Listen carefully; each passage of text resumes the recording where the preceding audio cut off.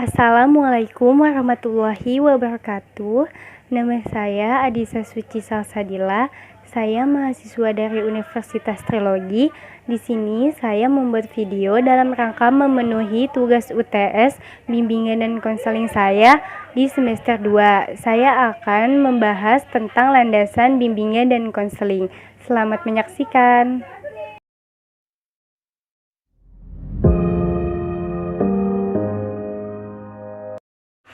Agar layanan bimbingan dan konseling dapat berdiri tegak layaknya layanan profesional, dapat diandalkan dan dapat memberikan manfaat, maka layanan bimbingan dan konseling harus dikuatkan dengan landasan-landasan yang kokoh.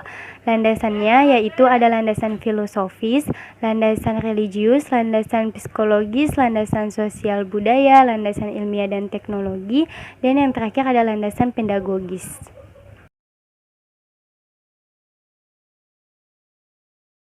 Sekarang kita akan membahas landasan filosofis. Landasan filosofis adalah landasan yang dapat memberikan arahan dan bimbingan kepada konseling yang dilakukan oleh konselor saat melakukan bimbingan yang dapat dipertanggungjawabkan secara logis, etis maupun estetis. Landasan filosofis ini landasannya membahas tentang hakikat manusia. Hakikat manusia diantaranya adalah manusia adalah makhluk rasional yang dapat berpikir. Manusia dapat menyelesaikan masalah-masalahnya sendiri. Manusia dapat berkembang menjadi lebih baik melalui tahap pendidikan. Manusia adalah makhluk yang bebas dan merdeka untuk menentukan hidupnya. Manusia adalah makhluk yang berpotensi untuk menjadi lebih baik.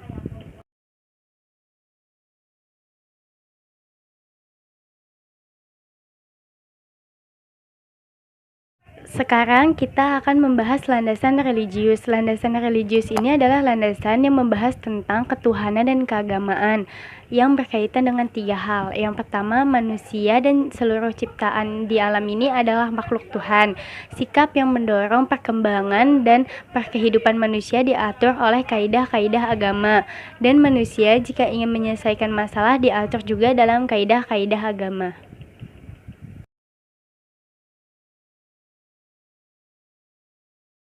Selanjutnya ada landasan psikologis. Landasan psikologis ini bermaksud untuk memberikan pemahaman dan arahan tentang tingkah laku individu yang menjadi sasaran atau klien. Pada landasan ini, konselor harus bisa memotivasi seorang klien untuk menyelesaikan masalahnya. Untuk menjadi seorang petugas bimbingan dan konseling yang profesional, maka dibutuhkan belajar khusus tentang bimbingan dan konseling. Dan petugas bimbingan dan konseling yang profesional tidak akan mengajar mata pelajaran yang lain.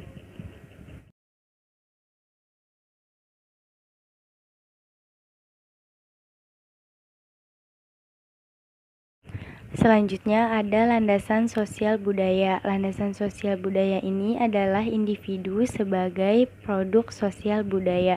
Menurut Daniel, seorang anak selain harus memenuhi tuntutan biologisnya, tetapi harus memenuhi tuntutan sosialnya agar dapat beradaptasi pada lingkungan sekitar.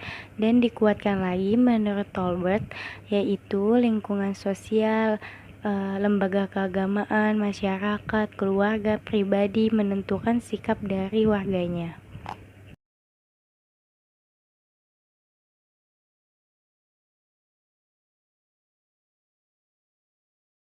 Selanjutnya ada landasan ilmiah dan teknologis. Di era globalisasi ini semakin hari teknologi semakin canggih.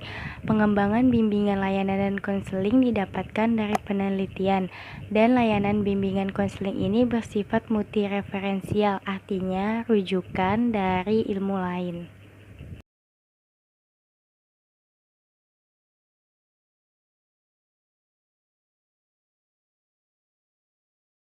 Yang terakhir ada landasan pedagogis. Pendidikan ditinjau sebagai landasan bimbingan dari segi pertama, bimbingan merupakan upaya bentuk dari pendidikan. Pendidikan sebagai inti proses bimbingan konseling, pendidikan sebagai tujuan bimbingan konseling. Sekian video dari saya, semoga bermanfaat. Kurang lebihnya mohon maaf. Terima kasih.